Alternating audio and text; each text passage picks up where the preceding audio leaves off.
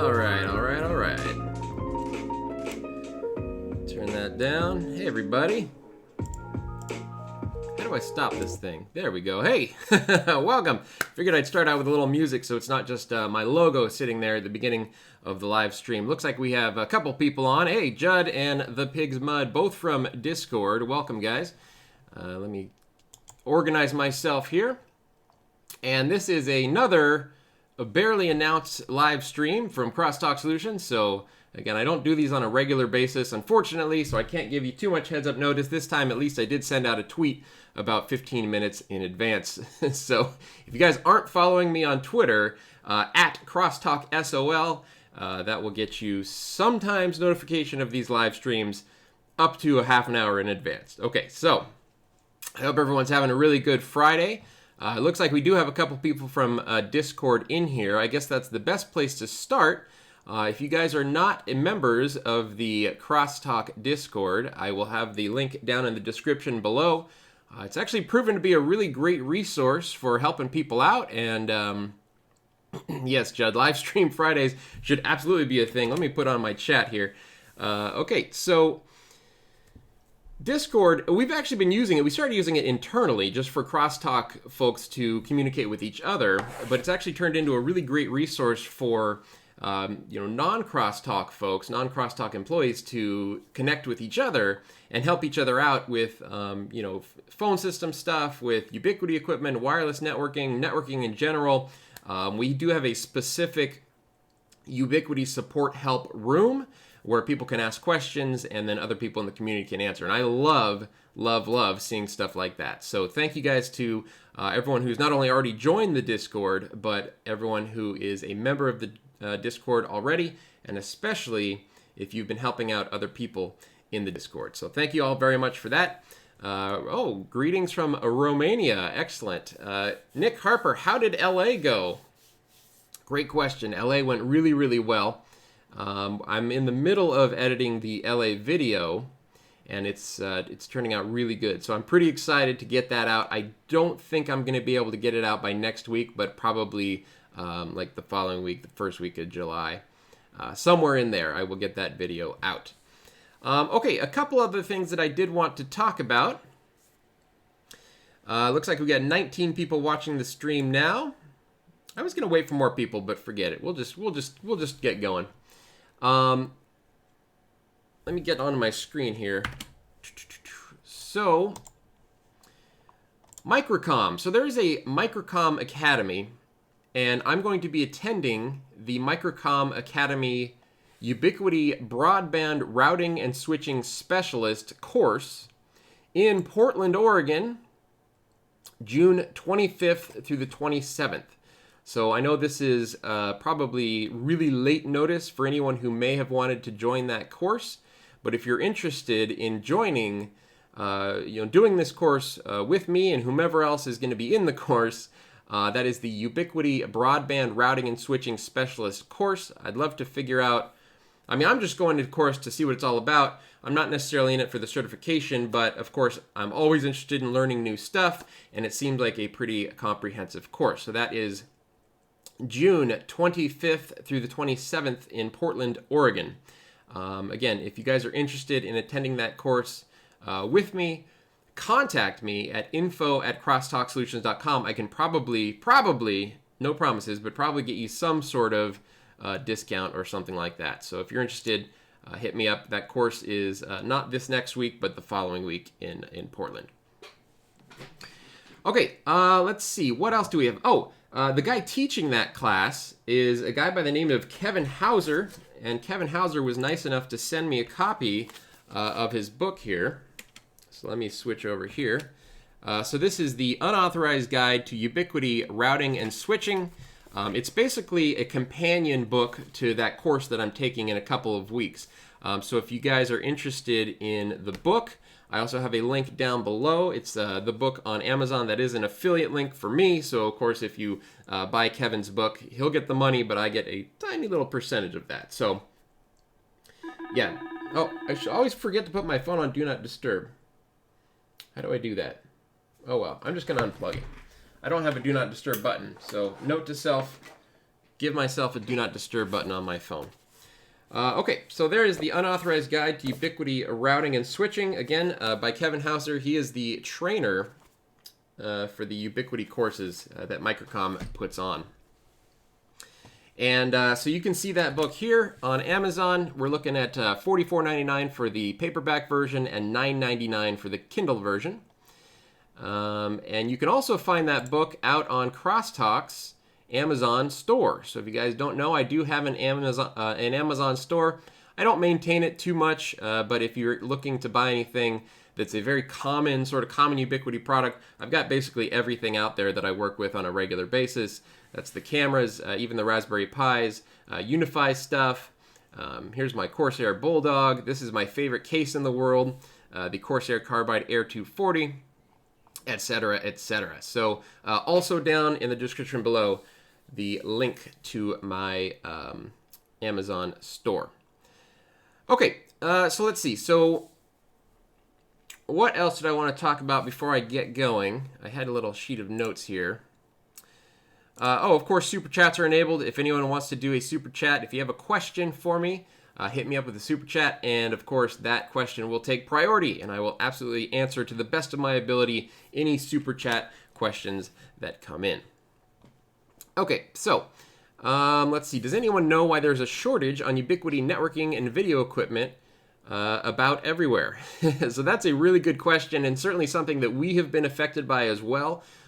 Certainly in the area of switches, we had a client that needed 3 of the Unify XG switches, could not find them anywhere, nor could we find the Edge Switch XGs anywhere. Eventually did find some Edge Switch XGs, but they had to be shipped in from Poland. So we didn't know they were coming in from Poland, but we bought them from a US-based website and then received them from Poland. They didn't even have US power adapters. So yes, the shortage is real, and it's definitely affecting us, as well as a lot of the people on the Discord have been talking about it. Now, it seems to be primarily affecting the newest equipment that's out, as well as switches. So it's mostly switches, and then also we had a shortage on the Ubiquiti G3 cameras as well. It took me about, they were back ordered for I think like 2 or 3 weeks before I was finally able to get my hands on those. And there might just be something going on in general, because on the phone system side, we were also very back ordered on Sangoma like S500 phones. So those were 2 or 3 weeks back ordered as well. So I don't know what's going on, but it seems like anything coming in from China, they must be having a holiday over there or something. It's just slow and go getting equipment in from other parts of the world. So that's all I know about it, though, Mr. Bronco Tango. I don't have any... so Nick Harper says that the New Jersey has plenty of cameras. UI Supplies in New Jersey has plenty of cameras. Now they seem to be more available. This is going back about 3 weeks. I was trying to get my hands on 2 5-packs of the G3s and just could not find them anywhere. Okay, so the purpose of the live stream, and the reason that I wanted to do this live stream, is because I recently put out this video. Let me switch over to it. There we go. See if I can zoom this in a little bit. Oh, that zoomed everything. Can I just zoom this one? No, we'll forget it. All right, so this is a video that I put out a couple days ago on the NanoStation 5 ACs. And it's one of those videos where I spent way more time on this video than I probably should have because of issues that I had. It's actually funny, a little bit of behind the scenes work or behind the scenes look at how I do these videos. If you go back to the very beginning, so like this right here, or even I think, let me go forward a little bit because there's actually a better shot. So this shot right here is a good comparison. Whoop. There we go. Okay, so, oh boy, that's a terrible screenshot. All right, I'm going to leave it up anyways. So, so the funny thing is that this part of the video was recorded easily 2 months ago.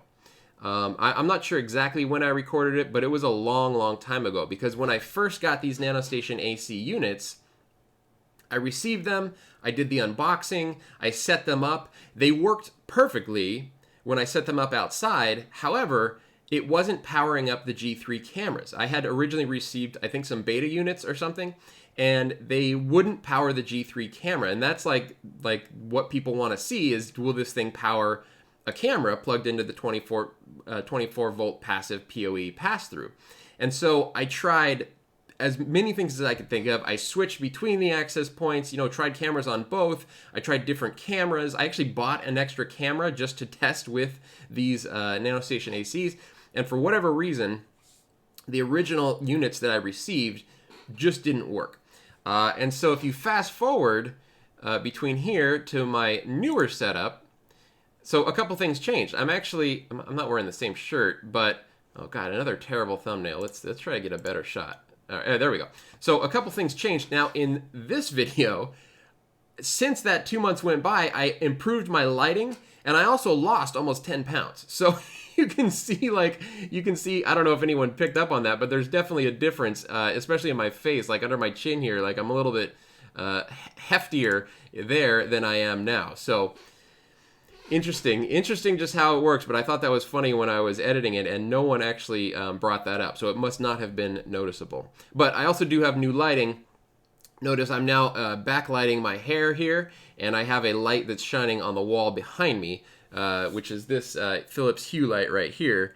And then, of course, I've just got a small LED that's pointing at the back of my head because Paul's Hardware actually did a video on lighting setups, and I learned a lot from that video and sort of improved my own setup. Again, I'm not an expert in this sort of stuff, but I am always trying to improve as best as I possibly can. Of course, now the lighting behind me looks a lot better, and the lighting in front of me is suffering as a result, so now I'm going to have to figure that part out. Okay, so KM Productions asks, do you happen to have a video on hosting customers' phones from a free PBX? I know it's a little off topic. So nothing's off topic, by the way, guys. If you have any questions, just go ahead and ask away. We do hosted free PBX systems all the time. In fact, I just literally set one up yesterday for a customer.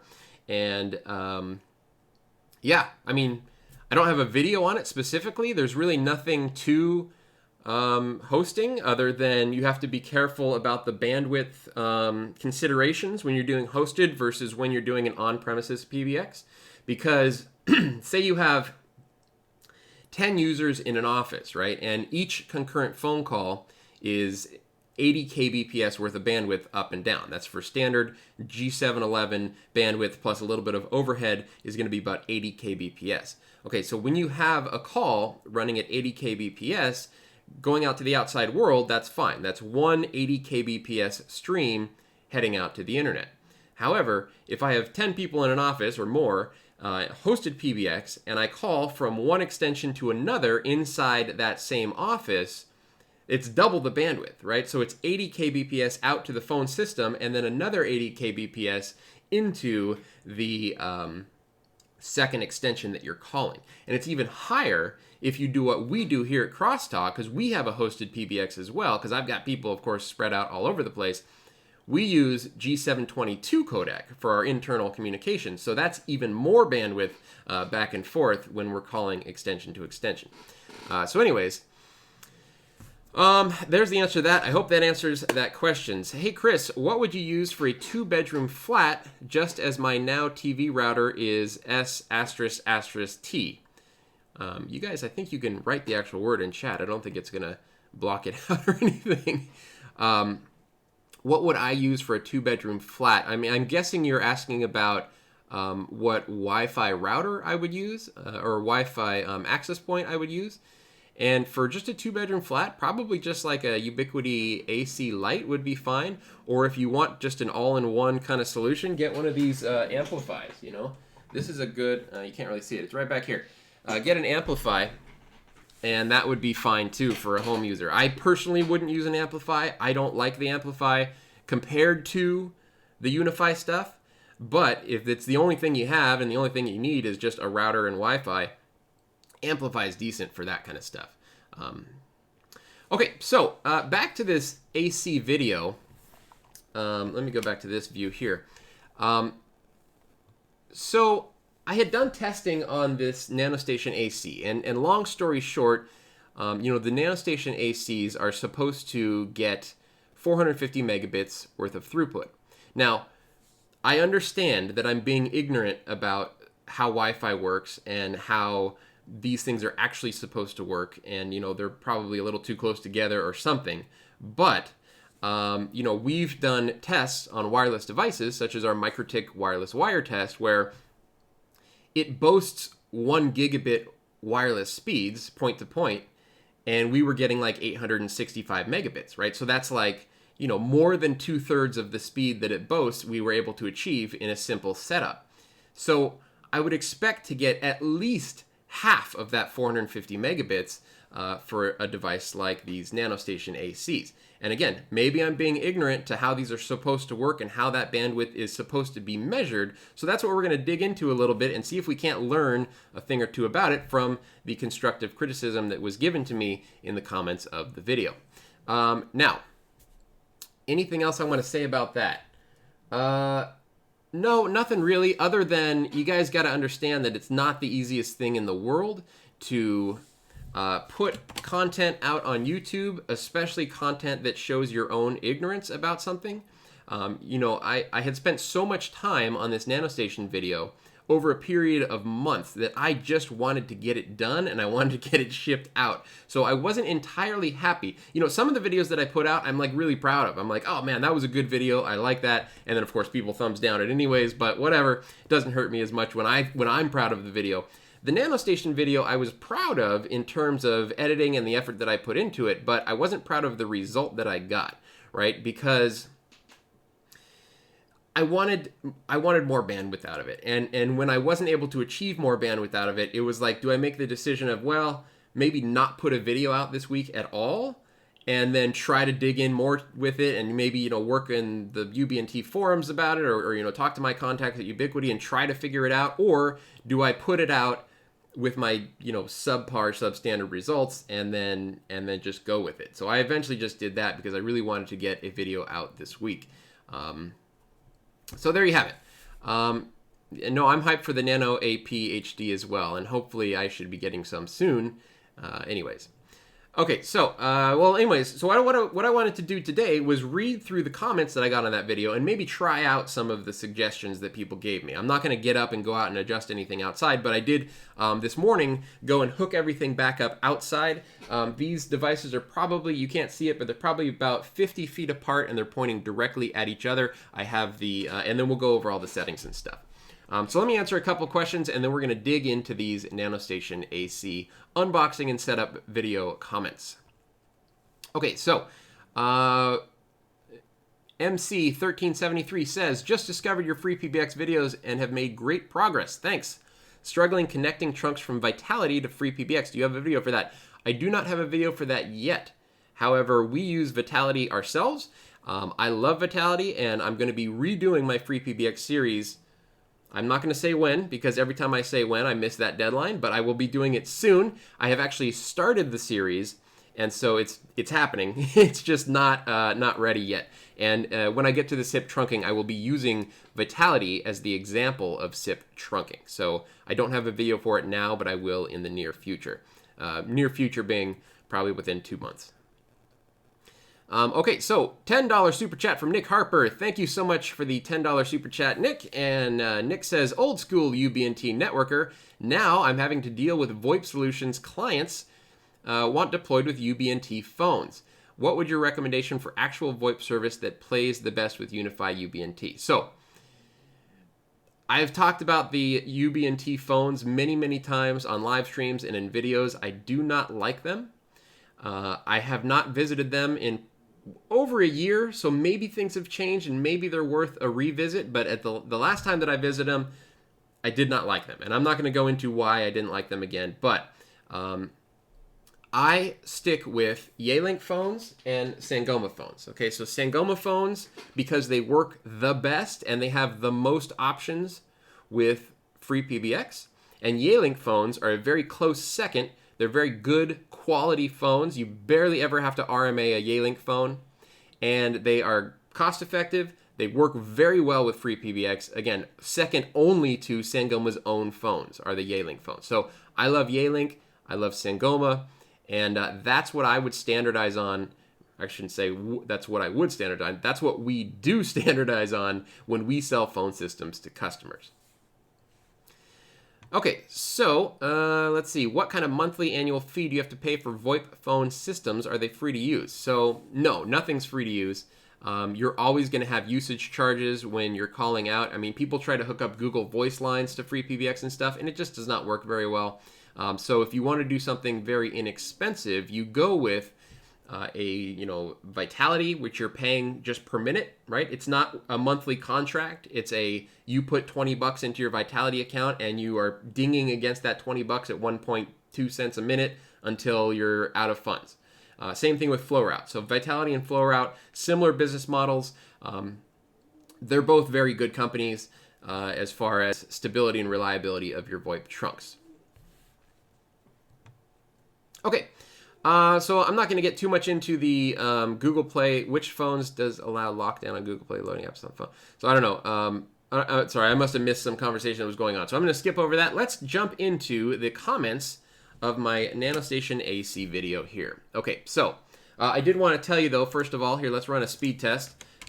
This is the test that I was running against my NanoStation ACs. I have one NanoStation AC plugged into my network right here. It's actually plugged into this 8-port Unify switch 150 watt. And then I have another one. Oh, let me turn off my sound. Mute. Turn off my laptop sound. So then the second one, it's shooting 50 feet over across my yard. And then I have a second one that is wired in directly to my laptop. Okay, no switch in place. My laptop has a gigabit network card on it. This is the same laptop that I used to do the MikroTik wireless wire speed test where we got above 800 megabits per second. So I have I don't think the laptop's NIC is a bottleneck before anyone asks. Okay, so let's run a speed test. My laptop's at 192.168.200.235, and it is running the iPerf server. So we're going to say iPerf 3-C, meaning that we're putting it in client mode, and our server that we're going to connect over to is 192.168.200.235. Okay, so here we go. Boom. So as you can see, we're getting about 170 megabits per second. This is exactly what I was seeing in my test results previously. Okay, so there's our baseline, 164 megabits per second average throughput between all those tests. Okay, so Andrew Wood says, very Monty Python, the shrubbery was removed and yet no improvement. So it's funny, when I said shrubbery on the video, I also thought of Monty Python. And if you guys aren't aware of what that is, we're referring to Monty Python and the Quest for the Holy Grail. If you just look up Monty Python shrubbery on YouTube, you'll probably find the scene that Andrew is referring to. Okay, Grouchy Ed writes, that plant on your desk, is it what I think it is? I'm sure he's referring to this plant right here. And I'm sure he's insinuating that this is marijuana, and it is not. Okay, this is just a money tree, or the official name of it is Pachira, also called the money tree. Okay, so it's just a little plant that is not weed. Okay, so let's see. So, okay, here we go. So we get into this sort of stuff. So Martin Lang writes, you have to run iPerf 3 with parallel stream option. Just choose 4 to 8 streams in the command line option. Try -P4. Okay, so let's try that first. We're going to put up the same command. We're going to do a -P and then 4, and then we'll try it with 8 threads after that, or streams, I guess. So let's try that first. Boom. And we can see the total throughput, again, is sticking at right around 170 megabits per second. Okay, so let's wait for this to finish. There we go. So 169 megabits per second total. We were averaging, you can see each stream was averaging about 41, 45, etc. So again, even with 4 streams, I'm hitting 169 megabits per second. Let's try with 8 streams. See what we get. And now it looks like it's about the same. We're capped at about 170 megabits per second. So again, you know, there are people that were getting very detailed in sort of how wireless works and how, you know, my results are, I don't know if I'd say accurate, but the tests that I'm doing, I maybe would never get full bandwidth. So we'll see if we can get to some of those as well. Okay, so thank you, Martin Lang, for the suggestion. The multiple streams or the multiple parallel streams option does not improve speed whatsoever. Okay, so Stephen Cooler writes, did the window mount from the M5 work with the 5AC, or did you have to rig it? All right, let me, let's see, where did that window mount go? I had it over here a second ago. Well, shoot, now I'm not going to find it. Where did I put that window mount?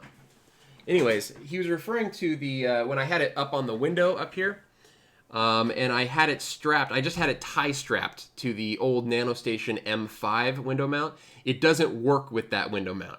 I actually had to rig it up with a tie strap and get it up on the window that way. Okay. So, VLCEKMLCEK, Vleshkmek writes, problem with low bandwidth, had old NanoStation M5s too. Now, by the way, the old NanoStation M5s, I always got about, I think it was between like 85 and 90 megabits per second out of the old NanoStation M5s. And that was, I think, about the maximum that they could do. I think they were advertised at 150, but they only had, as he says here, they only had 10100 Ethernet connections on them. Okay, so let's see. Actually, they advertised the M5 as a 300 megabit radio. I don't know if that's true or not, but we'll have to check that maybe on the web page. In fact, let's just check that now. Hang on, let me bring up ubnt.com. What are the old NanoStation M5s rated at? You're not supposed to end a sentence with a preposition. All right, so let's see. Products. Air Max. Let's see if we can do, like, is there like legacy devices or something? I don't think it's going to be. Oh, let's pop this in here. NanoStation M is what I'm looking for. It might be under like legacy devices. Here we go.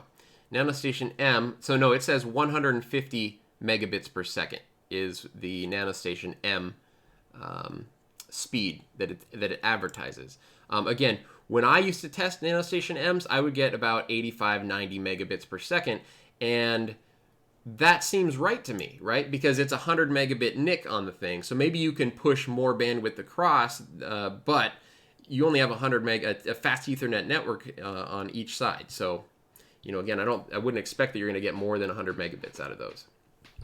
So, Idea22YT.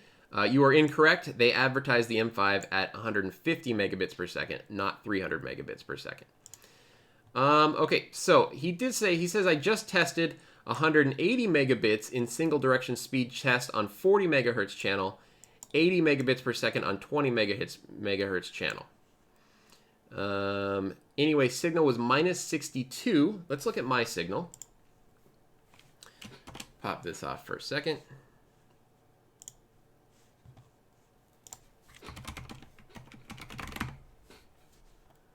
Okay, log in.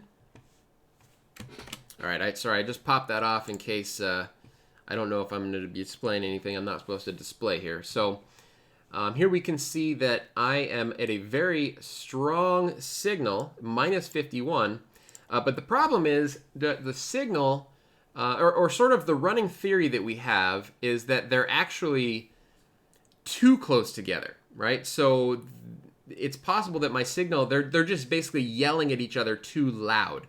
Now I have the throughput, or the output gain, output power, turned down all the way down, minus 4 dBm on both radios. Okay, so there it's down as far as they can go, and at like literally the lowest power setting, I'm getting minus 51, but with this warning about signal difference per chain exceeds recommended maximum of 5 dBm and might impact your link speed and quality. So that's talking about the difference here, the difference per chain. This one says 52, this one says minus 60. Ideally, and I wish Brandon was on the live stream. Brandon Yarbrough, our wireless ISP expert, he's much more well-versed at this stuff than I am. But from what I understand, these two numbers here should be within 5 dBm of each other. And then that's why it's sort of bouncing back and forth between red and black here, is because when it's above 5, when there's more than 5 dBm difference between those two numbers, it turns red as a warning. Okay, so let's go back to the comments here. Actually, let me check in with the chat. Okay, so let's see. I was about to second the mix mode. What was the mix mode thing? Was that about my stuff or someone else? Okay, yes, have the AC device in mix mode station. Okay, so that's someone helping someone else. Did you find your Tough Switch 5 yet? No, Judd, I did not find it. I'm just going to have to buy a new one. In fact, I'm probably just going to buy a Tough Switch 8. I already put a bid on one on eBay. Okay, so let's see. Hi, Chris from the UK. Reginald Chan, hello. Hello from Oregon, United States. Okay, so let's see. Would the airman on the AC cause a problem? Are you talking about would the extra radio? I don't think so. So what he's referring to, I believe, Winston, correct me if I'm wrong, but I believe what he's referring to is on these radios, they do have, so on the NanoStation ACs, really, really nice feature. They have a management radio that's used for things like AirView separately. So I can run, like in the old NanoStations, if you wanted to run AirView, you had to stop the point-to-point link in order to run AirView. And in the new version, you do not have to stop the point-to-point link. You can just run it because there's an extra radio in there for AirView and for management of the device. Actually, I don't know if that's the same radio. I don't know if anyone knows, let me know in the comments. I don't know if it's the same radio for that they use for the Wi-Fi management that is also doing the AirView. I know they have 2 radios, but it might actually be 3. So I've got the device down here. It's at 5165, which is right here, and it's an 80 megahertz channel width. So it's a very wide channel. And so you can see, like I said, I don't have a lot of interference. I usually look at this waterfall view, and it looks like a relatively clear channel. Okay, so I don't know, there you go. I didn't show AirView on the video, so I did want to cover that here. Okay, and no, I don't think that radio interferes with anything. I think it's smart enough not to. At least I would hope it's smart enough not to. Okay, so let's go back over here. So I've had a loco, so Adrian writes, I've had an AC loco for a month now. It's pretty good. Throughput capacity is showing 650 plus megabits on a 100 meter distance. So my throughput capacity is also showing about 650 megabits per second. That's that's common. Then I said mine was showing 650 capacity as well, but I was only able to get 170 in testing. Have you done testing on yours? And so Adrian says, tomorrow I will test and post the results. Let's see. Where's his results? I thought he posted it. Here he goes. Hi, Chris. So Adrian writes 180 megabit per second average.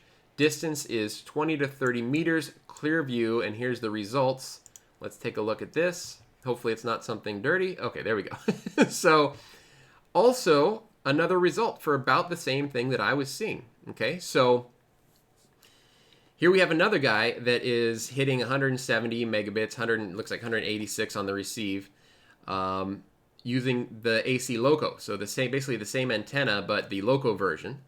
The same radio, but the loco version. People give me shit for calling those antennas, but I use that interchangeably. Radio, antenna, access point, I kind of use all of those interchangeably, so sorry if that offends anyone. Okay, so thank you, Adrian, by the way, for sending in your result. That's very, very helpful. I love that stuff. Okay, so let me minimize this one. Daniel Johnson, this guy was just annoying me, so I'm not going to read any of his. Look, 20 replies on this one, but this guy, I don't know, Some people just get to you, and that guy was getting to me, so I'm not going to spend any time on him. Okay, so David Rickett, your signal strength is too high. In the outdoor test, the nanostations are getting above minus 50 dBm, And the indoor test, they're getting above minus 30 dBm. They're shouting too loudly. The other is having to cover its ears. Okay, so I did see that. I cranked the output gain down as far as they would go, etc., etc. So Idea22YT writes, the optimal strength is between minus 60 and minus 45 dBm on 5 gigahertz frequencies. On web phone, it's showing a warning on weak strong signal. I don't remember what boundaries they're using. So let's see here. Let's go back and look again. So again, we are seeing a minus 51 signal. Now, again, I wish Brandon was on this stream, but Brandon, our WISP specialist, tries to hit 65, minus 65 dBm. So when he's lining stuff up, I believe that's where he's trying to, that's sort of the sweet spot that he's trying to hit, is minus 65 dBm. So I'm significantly higher than that. So again, that may have to do with it. It may be that they are just screaming at each other too loudly for the short distance that I'm running. But again, that is still to be determined. And I don't know. I don't know how I'm even going to test that. I would have to, I guess, take these out to a longer range test and figure out a way to test them that way. But again, I'm a one-man show, so setting up and testing nanostations over a mile or kilometer or longer distance is more than a one-person job. So I don't have any help, unfortunately. I wish I could get someone to help me to do that. Anyways. Rotate the devices slightly. Okay, so let's see. All right, so let's go over some of these comments again. Again, any help you guys can give me, I'm happy to answer or talk about. I think it's at least on AC. Before I'm talking about, okay, I think you guys are talking to each other, so I'm not sure this is related. Can you, okay, so Reginald again from the UK writes, can you try further distance at all to rule that out since they may be too close? And again, I'd like to. In fact, there's a thing that I was looking to buy. It's in my Amazon wish list. Anytime I'm like not sure if I'm going to buy something right away, I put it in my Amazon wish list, and then eventually I usually just buy stuff. But it's this. Here, I'll bring this over so you guys can see it.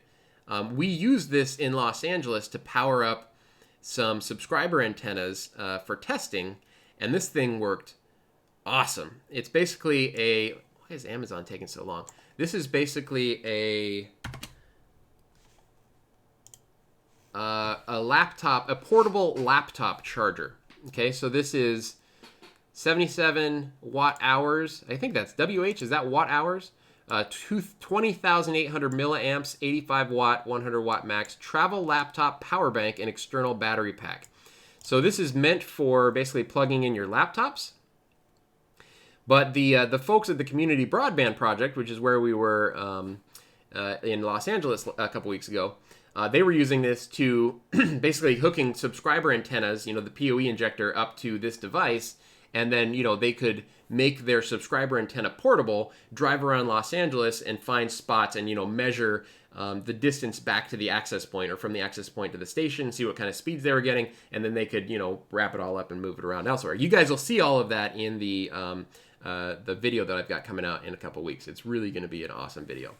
But I want to get one of these, and if I actually had two of these, then I could do that kind of test that you're talking about, like a long-range test where basically you could, power these things off of something like this and shoot them, across, I would probably go down to the Newport Bay, which is close to me, and just shoot it across the bay and see if I could do that. But again, it's a two-man job because you have to align the antennas on both sides, and also I wouldn't want anyone stealing shit. I don't want to leave a NanoStation AC on a pole with this nice, laptop charger sitting out there where someone's going to steal it. So cannot do that.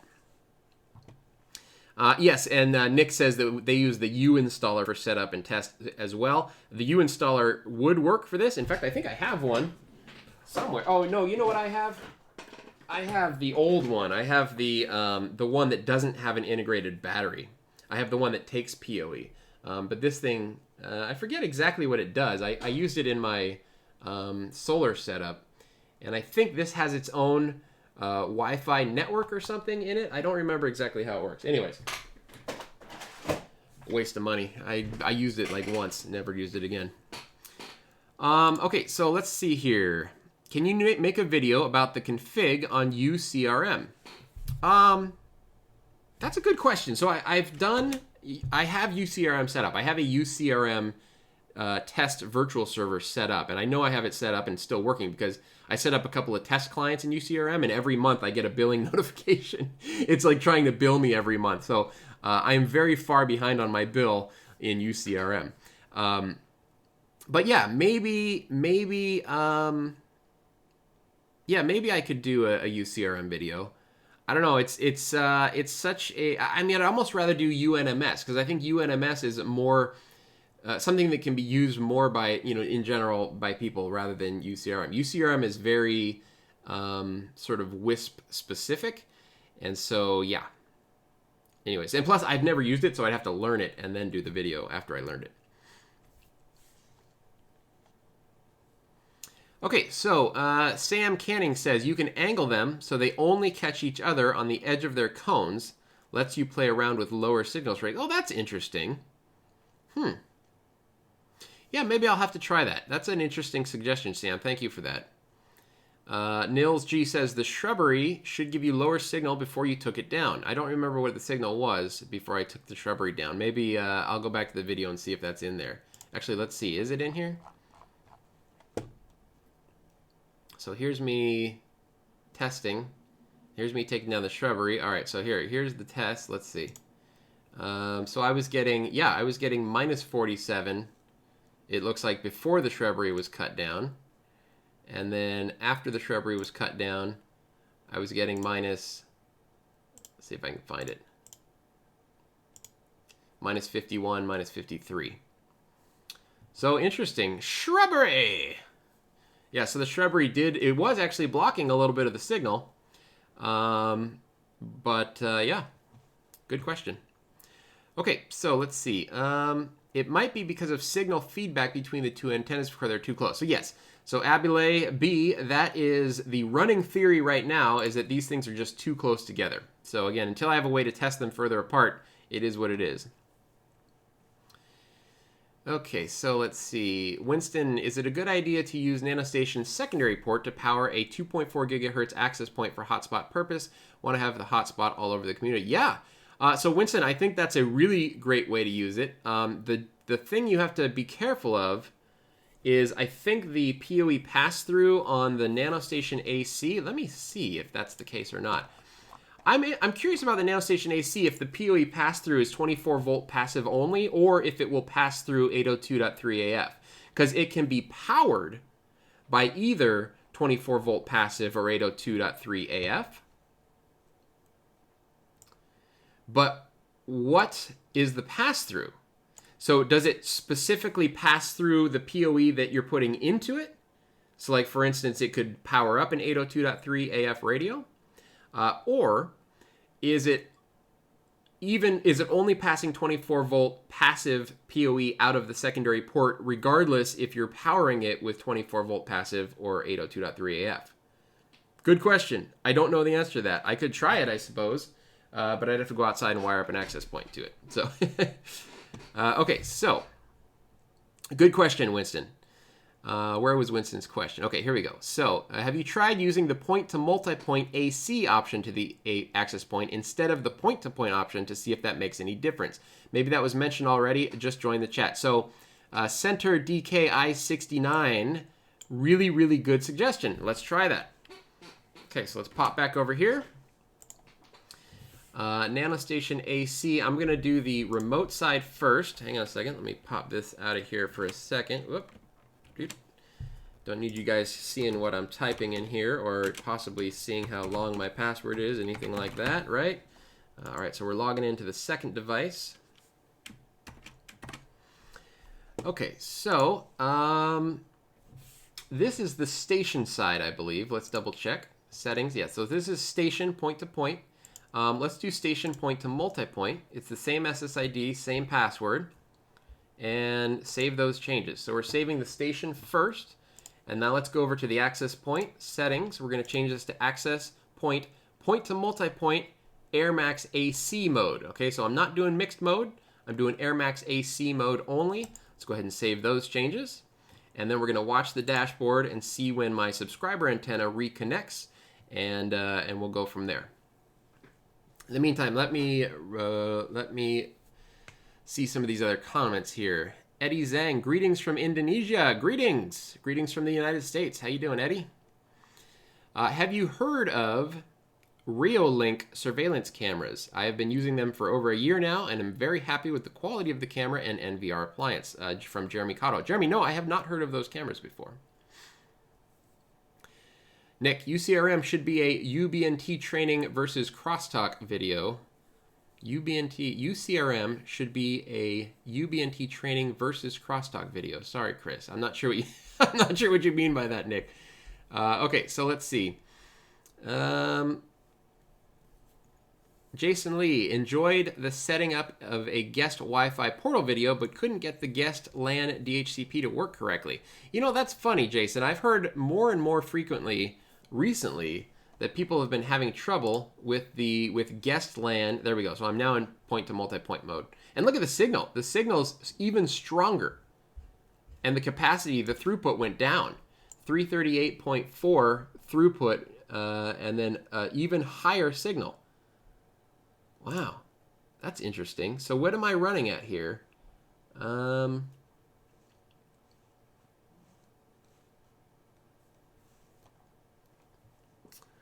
NanoStation 5 AC, land speed, distance is 0.1 miles. I put the distance as low as I could possibly put it.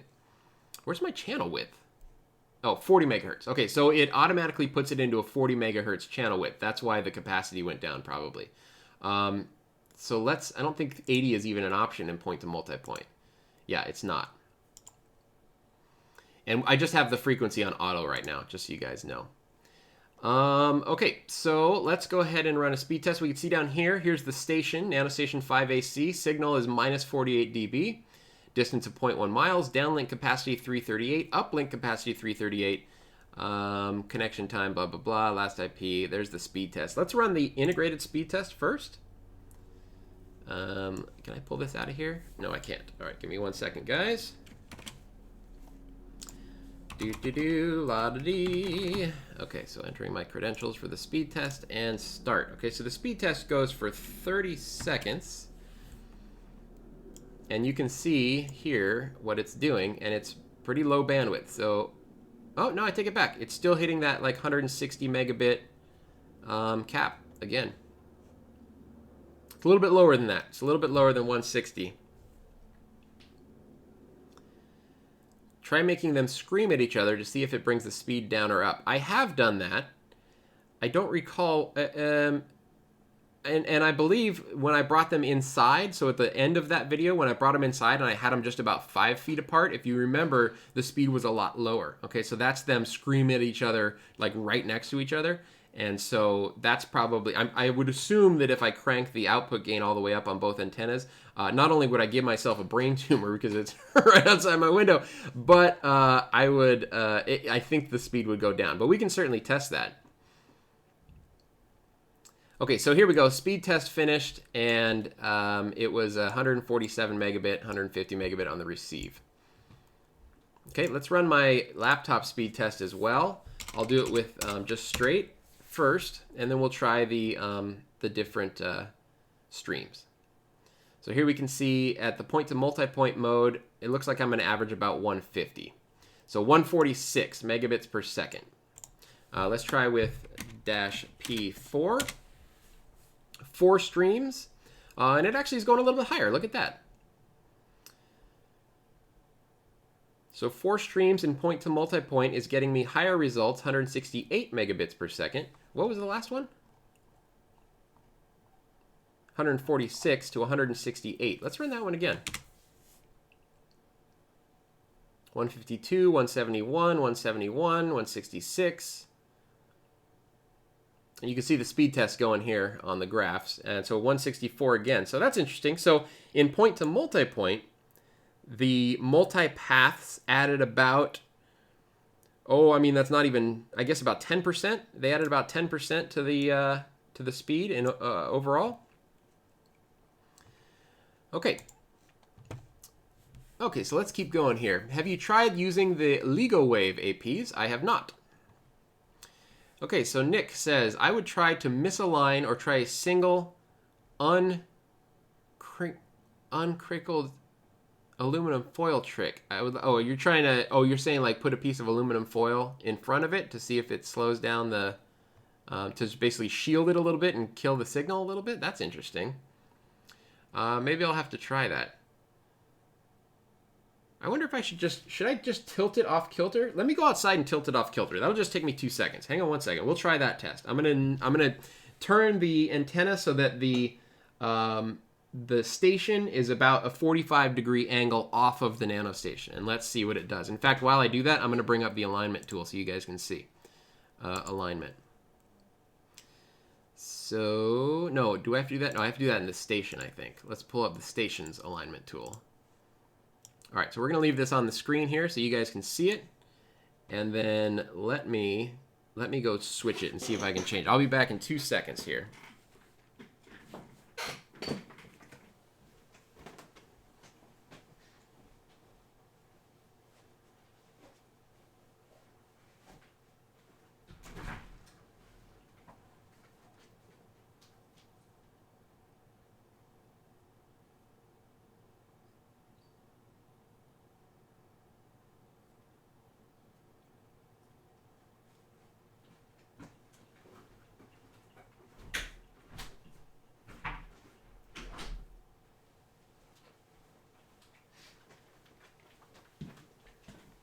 So, all right, so it's about 45 degrees off now. It looks like the signal went to about minus 65, so that's interesting.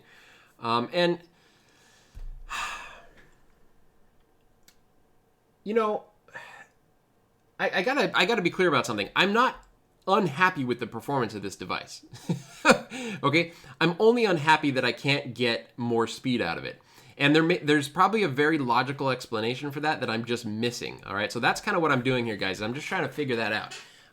You know, is the logical explanation that they're just too close to each other? Yeah, maybe. So let's go here. Are you using a hard drive or SSD for your system? That might be the bottleneck. So that's not the bottleneck. I'm using an SSD in both of my systems. But again, my laptop that I'm testing with, remember, I was able to get 800 plus megabits per second on the laptop speed test when I did the MikroTik wireless wire. Okay, so I don't think it's the laptop. I don't think the laptop is any sort of bottleneck. Okay, and plus the antenna to antenna, or I'm sorry, the radio to radio speed tests are also showing the same results, right? So it's not just my laptop.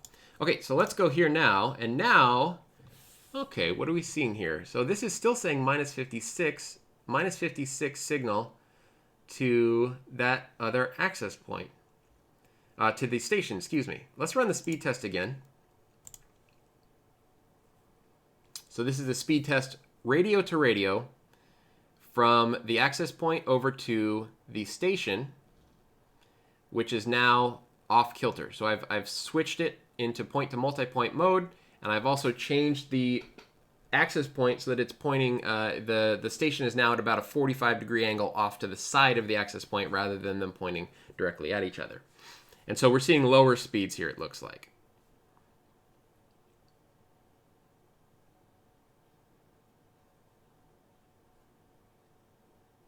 Yep, so 125 megabits per second when we're doing that. So that didn't seem to make any difference. In fact, or I should say, it made a difference. It went down. It didn't go back up. So let's go ahead and, well, should I align them back towards each other, or should I do a little bit more testing with them like this? Maybe I should try a point-to-point with them misaligned and see how that looks. So let's do station point-to-point here. Save, and we'll do access point point-to-point here. Save. Okay, let me get back to the comments here. Okay, so we did the misaligned test. Are you planning on purchasing the new Unify server? No, I'm not. Hi, Crosstalk. First of all, thank you for the videos. You're welcome. Rahil Hashem writes, thank you for the videos that you make to teach us all. It's the first time I see you online live, and I wanted to tell you I didn't know anything about Ubiquiti product. Now I know. Thank you. Well, you're absolutely welcome. That's what we do, is we educate, and we try to entertain while we're doing it. Okay, so Caleb says, Caleb Stevens, glad I finally caught your live stream. Thank you so much for the videos. Yeah, no problem. This has helped our company so much with being able to introduce long-range Wi-Fi to so many customers. No problem. And for anyone who's overwhelmed with thankfulness about Crosstalk Solutions, link below, Amazon store. If you want to buy anything from Amazon, just hit my Amazon store first and then buy what you're going to buy. It doesn't have to be something in my Amazon store. I will get a tiny little percentage of it. Okay. Did it help? Exactly. Don't forget to aim your webcam. We want waiting music. No, sorry, I didn't put any waiting music on, you guys, while I was out. All right, so let's see. Set up point-to-point multipoint. I did the point-to-point multipoint, or the point-to-multipoint. I did that already. Can you hook up a shorter cable? I thought about the cable length thing. So it's a very good question. I thought about the cable length thing. I don't think it's a cable length problem. Okay, so the cable that I'm using is a Cat5e cable. It is a 100-foot cable out to the station. But, you know, Cat5e is gigabit, and Cat5e is rated for much longer. It's Cat5e is rated for what? I think it's, off the top of my head, it's 155 meters, which is way longer than 100 feet, right? So there shouldn't be any degradation in the cable that's only 100 feet long. So, okay, and what type of cable? Cat5e, Cat6? It is Cat5e. Cable distance is 100 feet. From what I remember, iPerf runs from RAM, so no SSD. Oh, okay, that's interesting. Good. I don't know if that's true or not, Todor, but that is a good thing to know, that iPerf runs from RAM, so hard drive speed wouldn't or shouldn't affect iPerf. Also try cranking them when they're not aligned. Well, see, here's the thing about that. So here's now point to point again, not point to multipoint, point to point.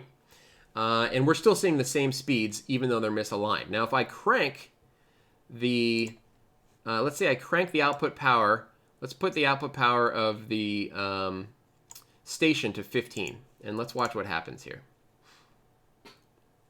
Message retracted. Nick, what are you retracting messages for? So now look at the signal. It bumped down to minus 45. Okay, so that seems to have, you know, again, they're just screaming at each other a lot louder. Okay, so that the receive signal is now way, way, way louder.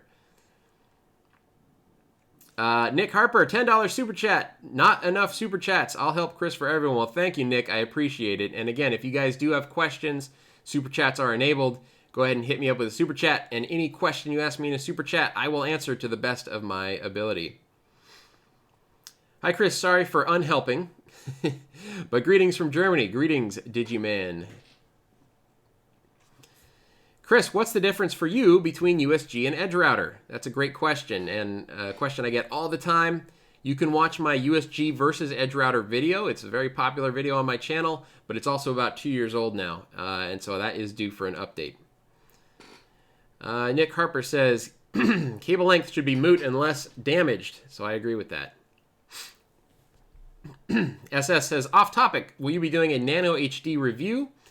I would like to do a Nano HD review at some point. As soon as I get Nano HDs to test with, I will be getting one. Now, I've talked to the people at Ubiquiti, the fine folks over at Ubiquiti, and they are supposed to be sending me a Nano HD or two, but they weren't going to send them to me until they had the skins available. Okay, so like the camouflage wood, you know, marbled skins that they've got for that thing. So I suspect that I will get a pair, or I will have a pair show up at some point. But for now, I do not have one that I can review. How old is the cable? It's a relatively new cable. That's again, I'm 99% convinced that it's not the cable, guys.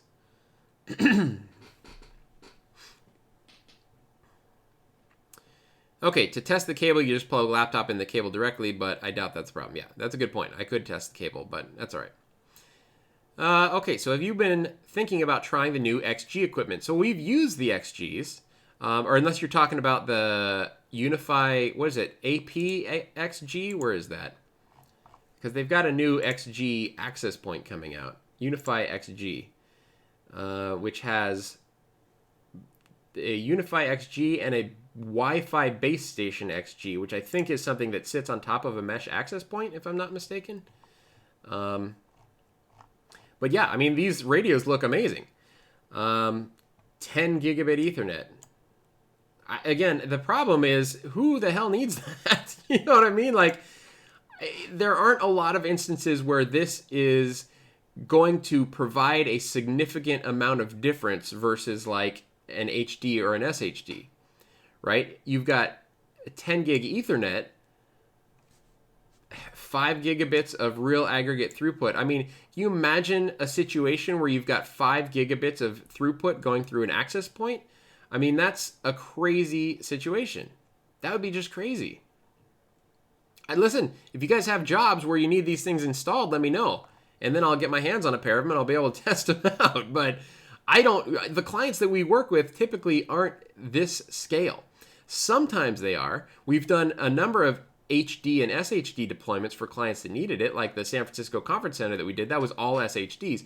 But, you know, those don't come across my desk very often. Iridium, £5 super chat. Thank you so much. I appreciate that. What beer do you like?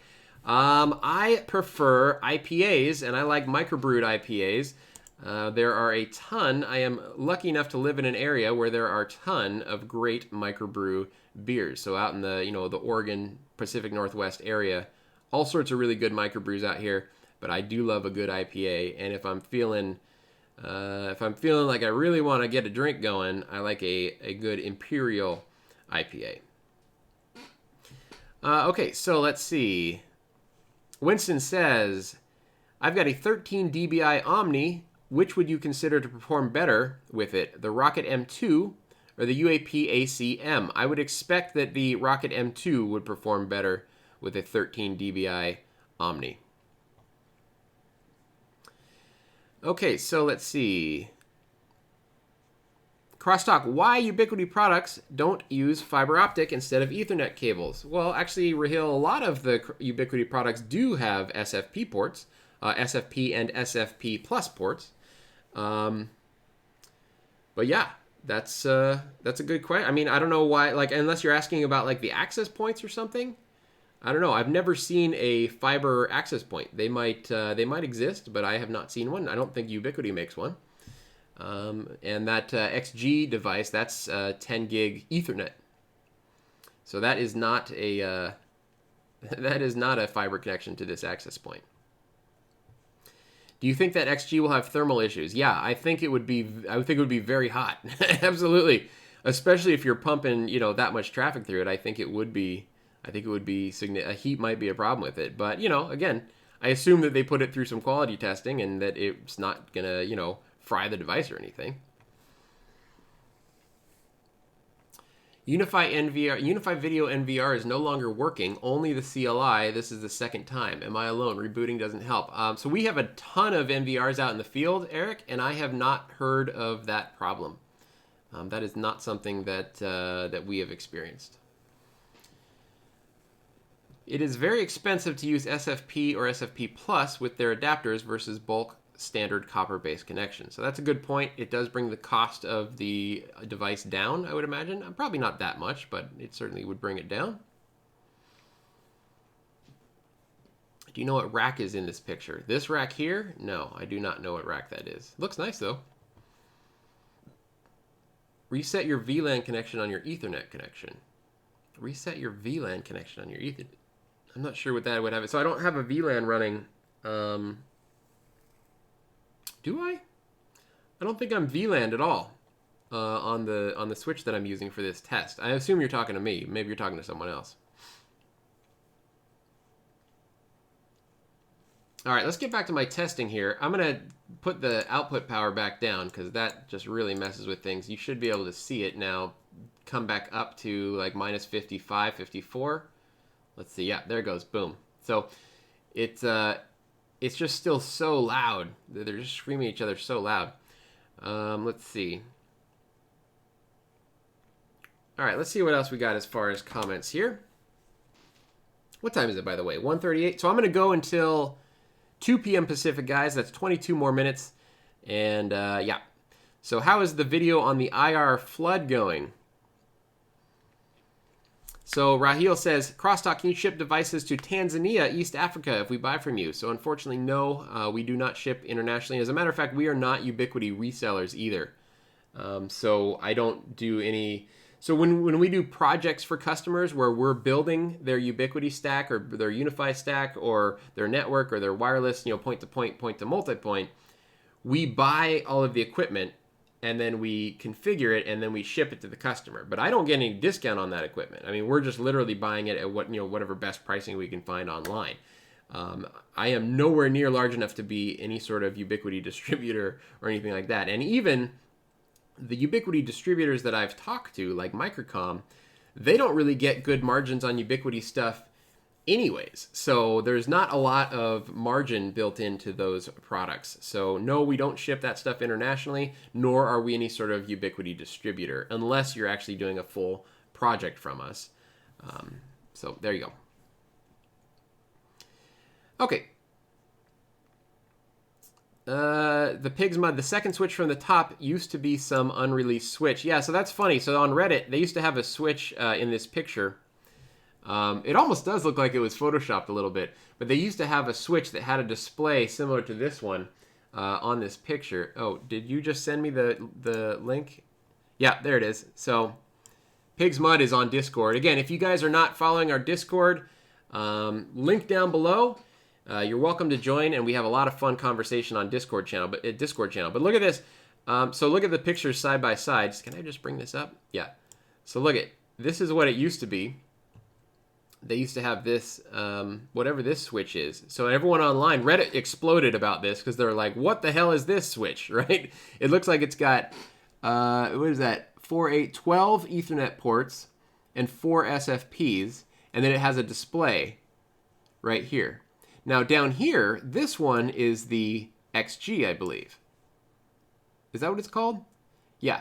That's the Unify XG. So now look at, they've replaced the picture. They've replaced that image with, they've got this, another one of the Unify, I believe this is the Unify server.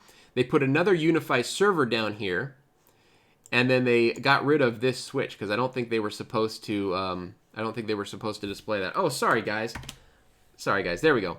I always screw up my flipping around the open broadcaster stuff. So here we go again. I'll start over. So this switch here, 4 Ethernets, 12 Ethernets, 4 SFPs. I can't tell if they're SFPs or SFP pluses. Can I zoom this in? No, I can't. And so they had this picture out there originally, and that's when Reddit exploded and was like, what is this switch? We don't know what that is. So this is so far unannounced switch, something coming soon, and then they replaced that image with this one now. Let's see if I can do these side by side. So you see the differences there? Now this one was moved up. I'm sorry, this one was, where is this? Everything was just kind of shifted around, it looks like. I'm confusing myself. Anyways, thank you for sending that picture, Pigsmud. Appreciate that. Okay. Let's see what else we got. Okay, so, sorry guys. Can you continue your answer from earlier? If I got sidetracked on an answer, guys, I forgot what it was. So I don't know what if you can remind me, Jason, what I was saying, I will pick it up where I left off. Have you tried using U-Survey outside on a tablet to see the best signal from the access point? Did I? I didn't do U-Survey. I don't think I mean, I've measured my, I've gone outside with, I use like Wi-Fi Analyzer on Android, and U-Survey is actually a really good app, but I haven't done U-Survey, but I usually use Wi-Fi Analyzer. I didn't do it for this project, but I've done it in the past, and even the waterfall view shows pretty clear, pretty clear signals. Any ideas why I couldn't get Unify controller to see a Unify switch? The switch works, and I can see Unify cameras that are connected to it, can SSH into it, but just can't see it in Unify. Well, so Steve, when stuff like that happens, I usually just factory reset the switch, and that tends to fix it. The one that has the display is the XG Infinity router. Okay, that's this one here. This is the XG Infinity. I thought this was like a, I don't know. Wait, let's look at their products. Because I get confused. They have so many goddamn products. I mean, honestly, like, I wish they would end of life some products because of all these new ones coming out. They're so similar. There's so much overlap between all of their different devices. Products, here we go. That sometimes it's just annoying. There's just so much stuff.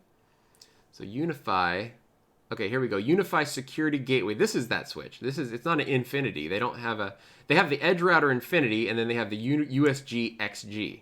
Okay, so this is the USG XG that was shown in that picture.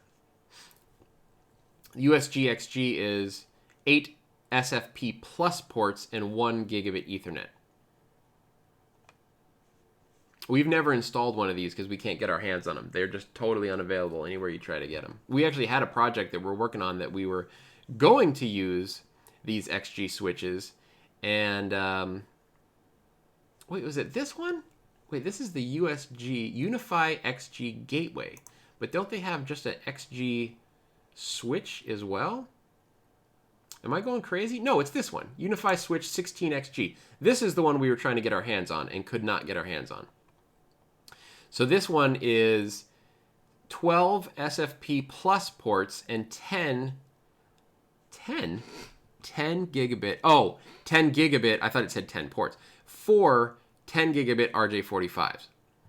Okay, so this is the switch that we were trying to get our hands on because we were doing a big install and we just could not find. We needed like 3 or 4 of these and we couldn't find them anywhere. We had to go with the Edge Switch XGs instead of the Unifies. And then here you can see 10 gigabit deployment example and then 20 gigabit deployment example. That's where you're doing 2 SFPs each link aggregate to the Unify switches.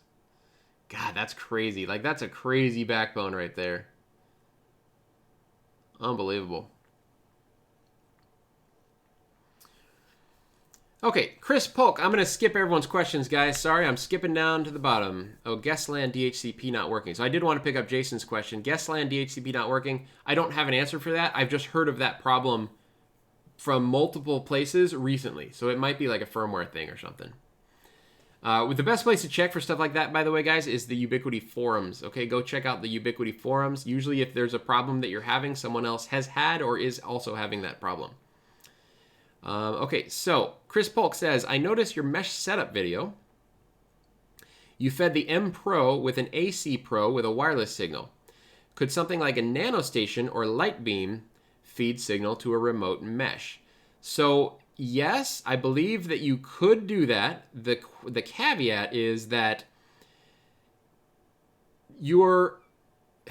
it's not like you could use a NanoStation and fire a signal 10 kilometers away to a Mesh Pro access point, okay? The limiting factor is going to be the diameter or the radius of coverage of the Mesh Pro, right? The Mesh Pro can only see as far as its radio can see, right? So you're not gonna be able to get any extra length out of that. And so really what you'd be using is just a Lightbeam or NanoStation as a repeater almost.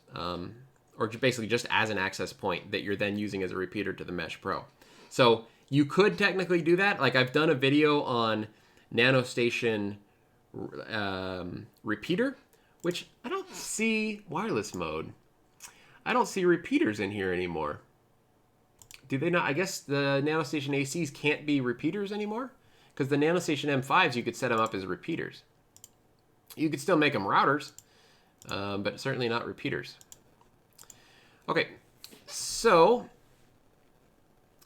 I'm dealing with 300 feet max. Well, again, if it were me, I would do it as a if it's an outside thing, I would put a Mesh Pro as the first access point, and then string either Mesh Pros or regular Mesh access points off of that. I wouldn't personally, I wouldn't use a Lightbeam or NanoStation for that. And I'm also not sure, but I think the mesh wireless is... Wait, I don't want to say anything incorrectly. I'm not going to say anything incorrectly because I'd have to look that up. Anyhow to configure Unify controller layer 3 distribution. No. I don't know what you're talking about there. If you can expand on that, Sebastian, I'll see if I can answer that question. Lifespan of NanoStations. So, Rahil, the NanoStations are like super sturdy.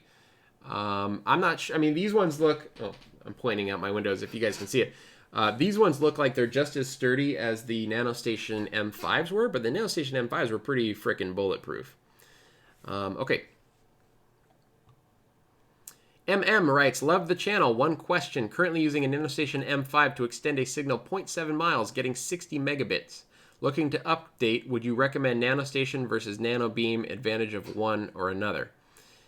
I mean, again, it's a loaded question because I don't know your environment and I don't know the noise in your area, and I don't know how far you're going. I don't know if you have line of sight. So there's a lot of variables that go into it, so I can't give you a definitive example or a definitive answer to that question. But what I will say is that if you're currently using NanoStation M5s and that's working well, but you're just not getting as much speed as you want, upgrade to the NanoStation ACs, right? And just see if that works. All right, Alex writes, Chris, sorry for sending again, but I must have missed your first one. But I have set 2 Nano Loco M2s as access point repeaters, but the wireless security WEP only. I set password but can't access from my smartphone. I have them set to 20 megahertz. I mean, the only thing I can tell you, because I haven't done a lot of NanoStations as repeaters. I did that one video on it. It's called NanoStation Repeater. You can go watch that video and see if that helps you. But... yeah, I don't know what to tell you. I haven't messed around with that too much, so I would have to actually set that up myself and try to figure it out in order to see if I could get it working. Okay, so are we going to pop back? Let's pop back to this NanoStation. So I'm back here with my minus 56 signal strength. I don't seem to be get in sort of the sweet spot of the signal strength. You can see my capacity with these things sitting off kilter is very much lower than it used to be. In fact, I'm going to run outside real quick, and I am going to put them back the way that they were. In fact, I'll give you guys music this time. How's that? Let me see if I can find some good music to play. All right.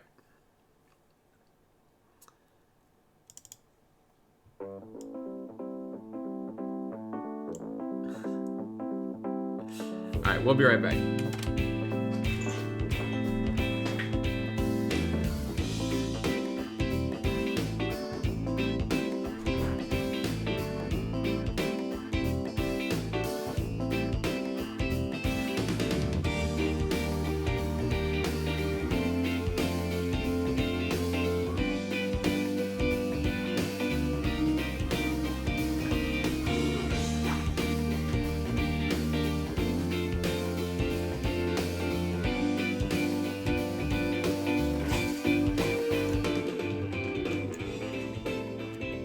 Oh, turn off the music, for Christ's sake.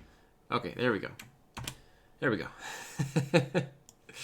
That was probably, it might have been feeding back through my microphone too, because I didn't mute my microphone, so sorry if that sounded like crap. Okay, so now we can see, well, I aimed them back towards each other, but the capacity reading has not gone up. Oh, it's rising a little bit.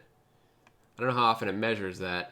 Did I set this back down? I did set the output power back down on the station, so we should be good. I'm just going to leave... Oh, it's still at a 40 megahertz channel width. That's probably why. Let's set that back up to 80.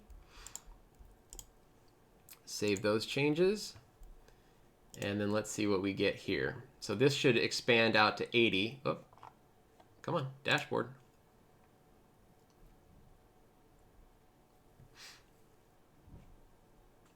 Waiting for device. So it reboots, and then it'll come back up in 80 megahertz channel width, and then the station will automatically reconnect to it, or at least it should, because I have it on auto. So we can see that it picked the same area here, 5165.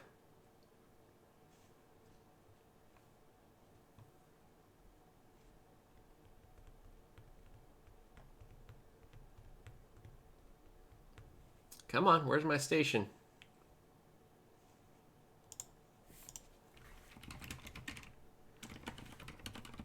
$39. Station's not up yet. Hope I didn't knock my station offline. All right, Miltus95. What's the difference between GPS fixed frame and no GPS fixed frame on Air Max AC? That's a good question. I don't know if I have the answer to that. My understanding that the GPS synchronization... oh yeah, I did forget to switch the screen. You're right. Sorry, guys. There you go. Oh, there we go. Now the station's up. So the GPS synchronization in these wireless devices, now that's not only the Ubiquiti stuff, but that's also like the Cambium network stuff also has GPS.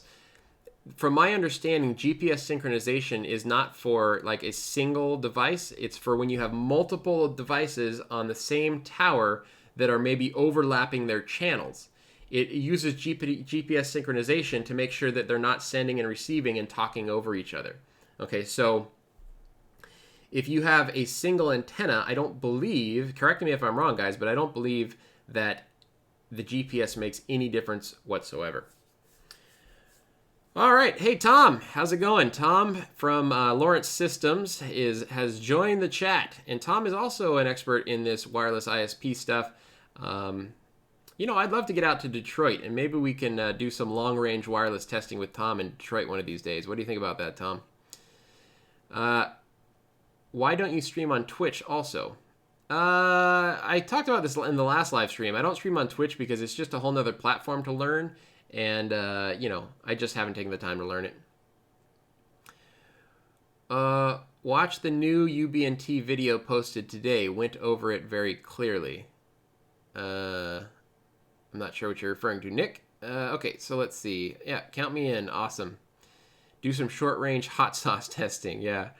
Hot sauce is not in my... Well, listen, I love hot sauce, but I can't deal with hot sauce the way Tom and his crew do. That's just too much. I don't know why you guys do that to yourselves, honestly. That's crazy.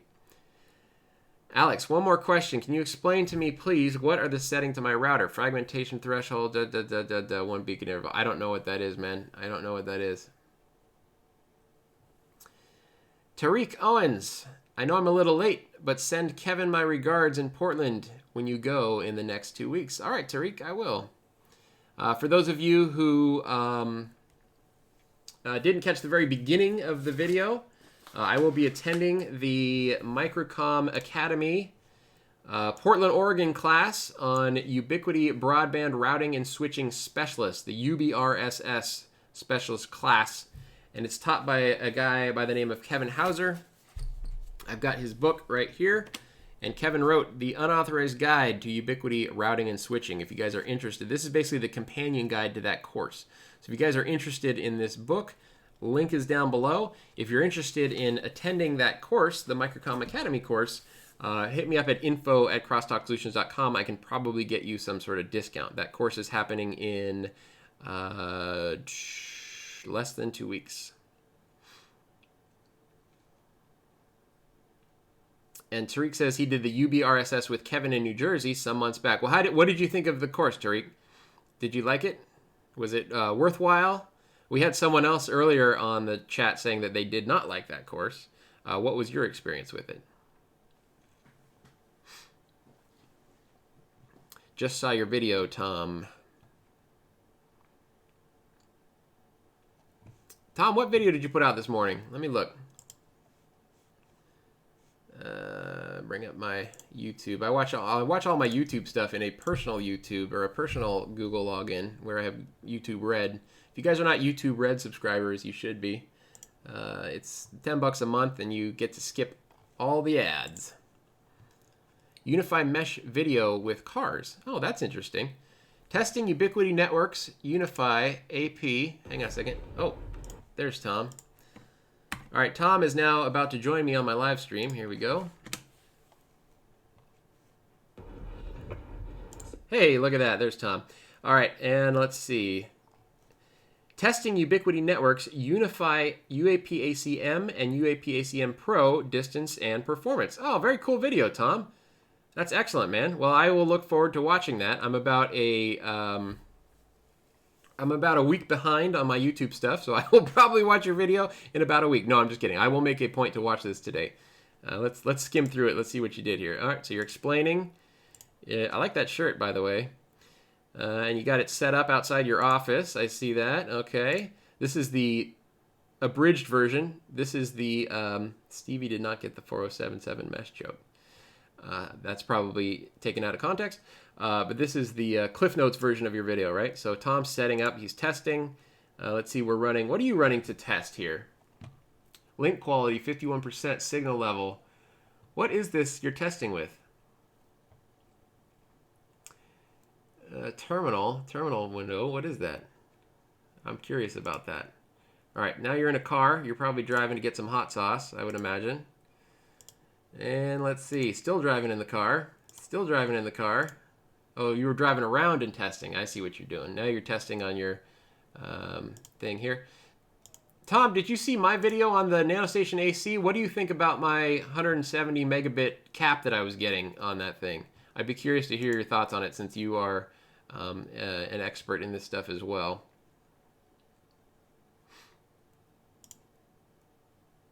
Don't you love Google Earth? Google Earth's the best. You know what I was just playing with last night? This is what if you guys ever wonder what I do late at night when I'm when I'm, I probably shouldn't be working. So last night I was playing around with. Are you looking at my? Oh, dang it! I didn't switch my screen again. There we go. So here's Tom's video on the Unify mesh stuff. Oh, there you go. There's a thumbnail for you, Tom. Let's see. I have not seen it yet, but I noticed the title, so I will watch it soon. All right, Tom, if you have any thoughts about that. Let me know. I'd be curious to hear your thoughts on my results on that device. Yeah, so I was playing around with Cambium's Link Planner. I don't know if you guys have seen this thing, but this is a really nice device. I mean, they have a what is it called? AirLink? Ubiquiti has something similar, but this thing is awesome. Yeah, so as far as the book goes, Iridium, the link to the book, I have just the one link, so I don't have other links for it. I'm sorry. Yeah, so it is what it is. I apologize for that. So let's do a quick link planner setup. This thing is so awesome. I'm going to do a new site. We'll say, you know what, let me do, I wonder if I could find Tom's... Let me find Tom's store. You have your address on your website, right, Tom? Lawrence Systems. Where's your actual web page? Here it is. Oh, there's your address. Okay, so if I put this address in, I should be able to find out where you are. Lawrence Systems. Oh, yep, he's got it. There it is right there. Contact. Is it down here at the bottom? You got a nice web page, Tom. I like your web page. So here it is. 14140 Pennsylvania Road, Southgate, Michigan. Let's see if I can figure out. I was just playing it with this last night, so I am not the best at this link planner, but you're in the Detroit area. I don't think I could just put the address in. Let's see. See if I can just find it. Southfield, Southgate. Oh, there it is, Southgate. And you're in Lincoln, Pennsylvania Road. Let's see, Pennsylvania Road. There it is. What's the cross street, Tom? Pennsylvania Road. Let's see, 1414. I can't see addresses or anything, so this doesn't really help. Satellite. See if I can just spot it. It was in here. Let's see. Fort. Fort is the cross street. All right, here we go. So I'm looking for this. All right, sorry. We're getting totally sidetracked, but I think this is fun. Oh, address box third from the top. Yeah, but no, this address box doesn't affect the map, Judd. So it's this is just for like if you're going to run a report for a customer, like on their links, you can have their address and their information in there. Oh, here's Fort Street, Pennsylvania and Fort. All right, let's see if we can see it on the satellite. Oh, is that it right there? Wait a minute. Where's that parking lot? There it is. Oh, here he is. I found you. Is this you here? This is you here, right? Yeah, okay. So if Tom was going to do so like if we want to do, if we have this link planner, so now we can create a new site. We'll call this, you know, can I rename this? Customer name, Lawrence Systems. So if we were going to be doing a, you know, a wireless project for Lawrence Systems, let me get your address again. You know, we could pop this information in here. And I'm not an expert, by the way, at this link planner yet, but I'm learning it, and I so far like what I see. So if I wanted to create a point-to-point link, I could say new network site, and then I could put it like right here on Tom's roof, right? Boom. And now this is, so we'll say PC parts, what is it? PC parts pickup? What is it called, Tom? Sorry, I don't. PC, oh, we'll just call it Lawrence Tech. All right. All right, so Lawrence Tech. And then we'll put it at 20 feet, like it's on your roof, and we'll say okay. So now, let's say you were shooting a wireless signal down here to this building, which is where you were shooting it in your video, I believe, right? Yeah, you had one there. So now we could do, oops, here. That's at another network site, and we're going to put it right here. We'll call this location 1, and we'll put it at, you know, 33 feet, whatever. We'll assume it's a tall building. And now we can create a link between these two. So new link, click on 2 sites to create a link. 1, and this tells us the distance. It's very hard to see, but you can see it's like range. So it's click, boom. There we go. And so now we have a link in place, and if we look at that link, we can see the profile of that link. So here we go. So we can see here that we can select our products. We'll say that we're using an ePMP 2000, and then we're picking it up with a Force 180. And we're in point-to-point mode, regulation, United States. United States doesn't, you know, I ran into this last night too. United States doesn't show up as a regulation in the dropdown. 40 megahertz channel width, that's fine. Download, upload, that's the TDD. We'll leave it at 50/50, that's fine. Blah, blah, blah, blah, blah. Okay, so now configuration at each end. Now we can pick the antenna that we have. So if we're over here, say we want the, let's see, where's that sector? I'm not sure which one, where that sector is. High performance parabolic. I want to use the ePMP 2000 sector, but I don't see sector as an option. All right, we'll just pick the top one here. That's fine. And now it'll tell you your availability, predicted availability of 100%. Okay, can you guys see that part? No, let me stretch this in a little bit. Predicted availability of 100% right there. And then you can also see that you are, with this setup, you're expected to get 124 megabits. Okay?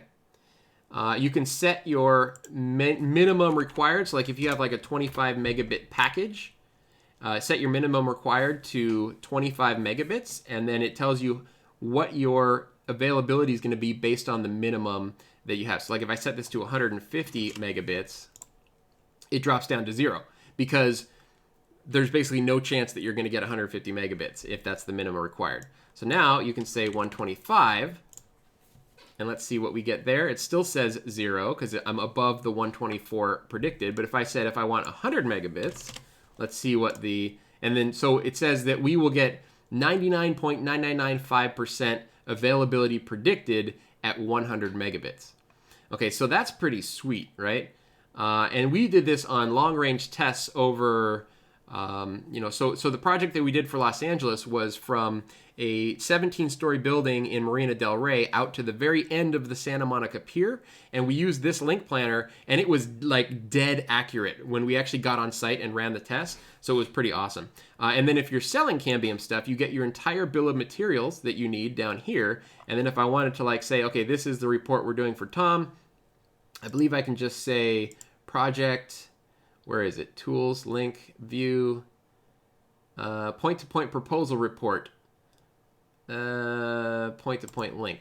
Let's just try this. Let's see if we can do this. Lawrence Tech to location 1. I'll put that on my desktop, save. Generated document, boom, boom, boom. And now I've got a report that I can use for Lawrence Tech. Basically lays out everything that we're going to do, lays out the link, lays out the performance that we're expecting, etc. And now I can just hand this to Lawrence Tech, and he will pay me ungodly amounts of money for doing that. So I'm very, very impressed with Link Planner. And you can actually also do, you know, if this was a point to multi-point, so if we went to, like, for instance, let me go back to the top here. How do I add a group?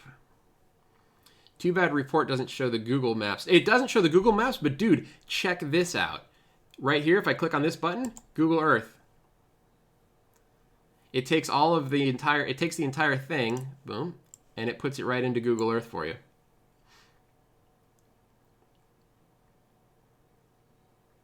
So there we go. So there's my link. If I bring it, let's see, bring it down, you can see the, I mean, this is such a short link, so it's not really showing off the capabilities of this thing. But like, imagine if you put a link on top of this tower over here.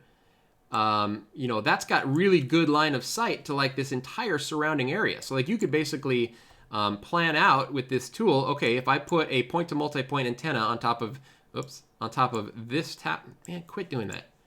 If I put a point to multi-point antenna on top of this tower right here, and then covered this area, say, in fact, let's do that. We might as well do it, right? So there's the Lawrence Tech link. Yeah, it is pretty awesome. I agree. So let's do this. How do I do that? I did it last night. And sorry, guys, I was just playing around with this for the first time last night. Let me close out Google Earth, discard. Where was that tower? Here it is. This is that tower, I believe. So let's say we had an antenna up here. We could do point to multi-point links. No, let's see. Where is it? Where is it? This is it right here. Whoops. New hub. Okay, so I got to create a network site first. So the network site is going to be, let's put a new network site right on top of this building. We'll call this point to multi-point test site. And we're going to put it, that was about a, how tall a building was that? It's probably about a, was it about a 6 or 7 story building? We'll put it at 70 feet, 75 feet. Okay. Now, let's see, we can do new hub. We're going to say one access point, and we're going to say, we're going to select this as our access point and say OK. And now, look at that. You've got the coverage. Okay. So now I can come down here. Oops. How do I edit this thing? So where's my test site? I know there's a way to edit it so that it's not quite as, here it is. And so we're going to put the range, we'll just bring it down to like 5 miles range. And then we're going to set the azimuth at 90. Okay, so that should shift the cone, so to speak, over. And now if we look at it now, there we go. So now we can see that's actually like probably not the area you'd want to cover because you're mostly covering the island. Let's put it at, let's go the other direction. Let's set the azimuth at 270 instead. 270. And then we'll put the tilt at -2 degrees. 2 degrees? How about -2 degrees? Calculate tilt. Go. All right, -2. Okay, apply tilt. All right, so we'll put it at -2 degrees on the tilt, 270 degree antenna azimuth. And then let's go back to the main page. And we can now see that there's our sort of 5 mile coverage area. I know it's kind of hard to see. I wish this color was a little bit different. But now, like anywhere in here that we wanted to get a subscriber antenna, so let's say we were covering this entire neighborhood here, let's just put a subscriber antenna on one of these houses, right? So let's say new subscriber site, and we'll just put it on this house right here, the corner of Windermere and Cook Street. We'll put it at 20 feet. And we'll call this subscriber 1. Okay. And now we need to do, let's see, we need to associate this subscriber with the point-to-multipoint antenna. Here we go. So here I clicked on the point-to-multipoint test site. I'm going to add a subscriber. It's only going to show me the subscribers that are in the range of this point-to-multipoint antenna, right? So if you've got like 5 access points on a tower, it's only going to show you the ones that are in, the subscribers that are in range of this one particular access point, which is really cool. So we're going to say OK.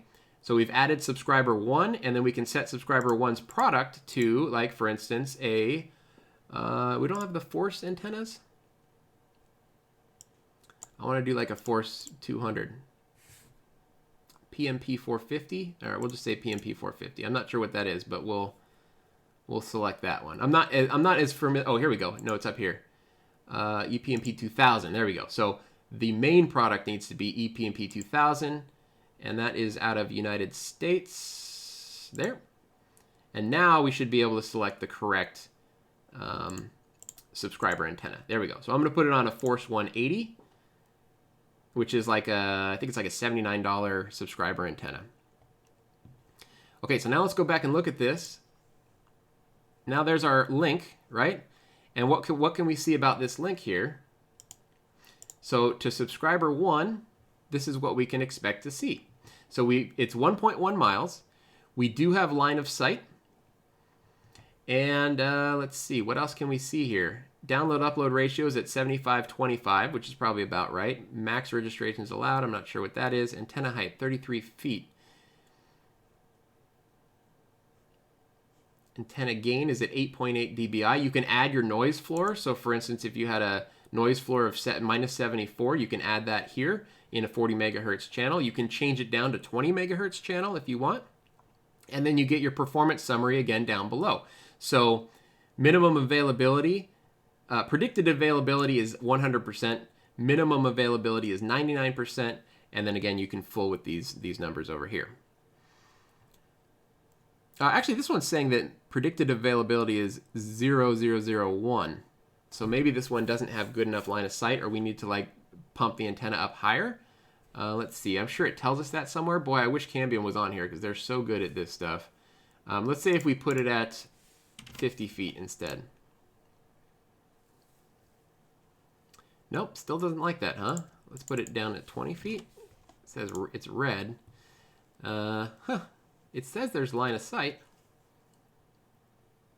Height above sea level. There is also a way to do height. So this is not liking this subscriber antenna, but I'm probably doing it wrong. There's a way to do height relative to the ground versus height relative to sea level. Fix the noise floor, maybe. Let's just turn off the noise floor and see what happens. Yeah, see that it likes that a lot better. So we'd have to go measure the noise floor on site, but let's say if the interference was like we'll say minus 85. Let's see if that makes a difference. Nope, it still doesn't like that. 30 feet. What's a better noise floor? Minus 45? Still doesn't like that. Minus 45.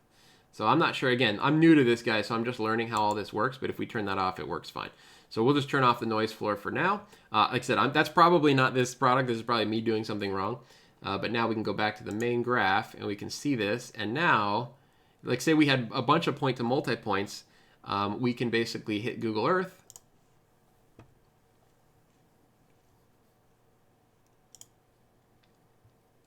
And we're going to zoom in on that exact point-to-multipoint setup. Out to subscriber 1. So that's pretty sweet. Oh, wait a minute. I'm not even on the right building. I'm in a parking lot over here. I'm on a very small building. This is the building I want to be on. Let's see if I can move it. Sorry, guys, I got sidetracked, and I know I was going to end at 2, and now it's 2:15, but this is what happens. I find stuff that I'm interested in and I like, and now I'm off on a major tangent. Let's see, point-to-multipoint test site. Let's move it. Display. How do I get back to the other graph? I don't want this. Because it wasn't there. It wasn't... It's this building. This building? Yeah, I think it's that building. Can I move this? I don't know if I can move it or not. No, that's not letting me do it. Oh, that building's completely vacant? Oh, you're kidding me. That's crazy. Well, obviously someone else has thought of putting Wi-Fi on it if they're if they're already doing it. How can I move this thing? Maybe I got to click on the actual this thing here. So here's the subscriber latitude and longitude. I thought there was a way to do that, but I must not be. Or maybe I'm just not familiar enough with how this works. Yeah, so here's the latitude and longitude. I could physically move the latitude and longitude, but I want to be able to just drag it over to that other spot.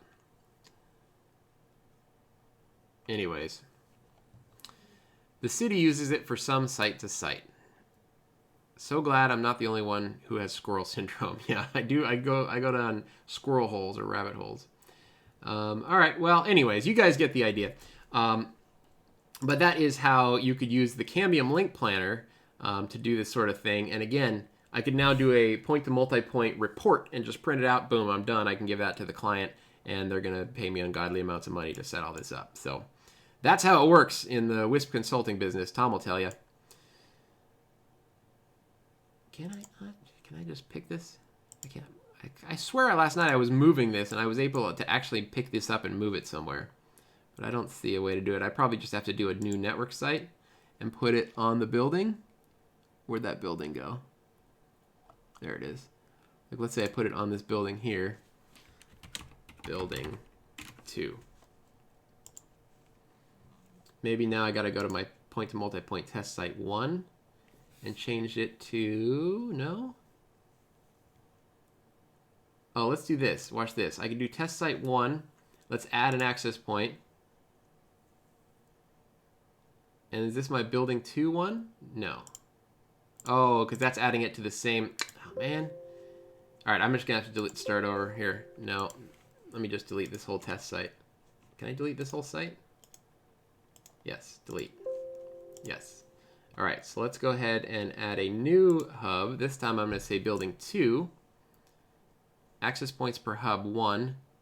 Starting azimuth, we're going to put it at 270. And the range at 4 miles. Okay. So here we have building 2, and now if I click on it, we should see, there we go. Now we're on top of the building. According to Google Earth, it's like a, how big is that building? How many stories is this? 1, 2, 3, 4, 5, 6, 7, 8, 9, 10, 11, 12, 13, 14, say 15-story building. So we're going to put this at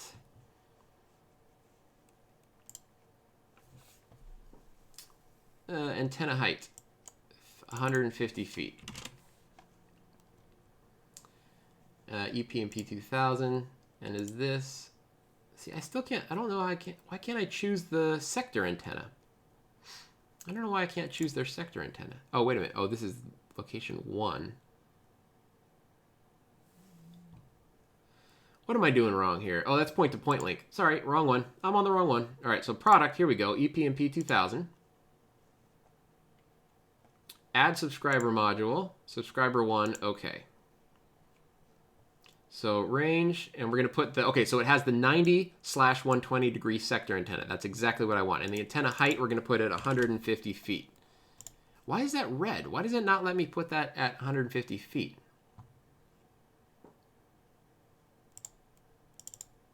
-2. Max height at site is 32.8 feet? No, that's not right. That's not right. All right, well, anyways, we're going to set it at 150, and we're just going to ignore that it turned red, because I don't know why it's telling me the max height at that site is 32.8 feet. That's not correct. All right, and we got our subscriber antenna. Let's take a look at it.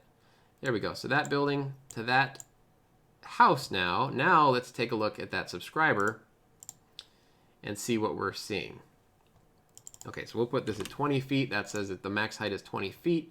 And at this point, let's try to turn on the noise floor and see if that changes anything. Okay, so the noise floor changed significantly. So the noise floor, we'd have to go out there and measure. It's probably not minus 74. We'll put it at, like, say, minus 45. No, minus, other direction, minus 90. There we go. So if the noise floor was minus 90, let's see, 100% predicted availability to this house. And let's go ahead and run the report. File, point to multi-point proposal report, project, desktop, point to multi-point. Let's see what we get here. Oh, see, this is doing the whole thing. This is not just this is all of my sites. But again, really impressive what it's doing here. So blah blah blah. Anyways, so the Los Angeles Community Broadband project that we did in Los Angeles, that video is coming out in a couple of weeks, and we used all Cambium gear for that video, and you guys will see some of this stuff in action, and you'll actually see that the link planner was surprisingly accurate to real life. So that was nice to see. Anyways, what do you guys think about the link planner? That's pretty cool, huh? All right.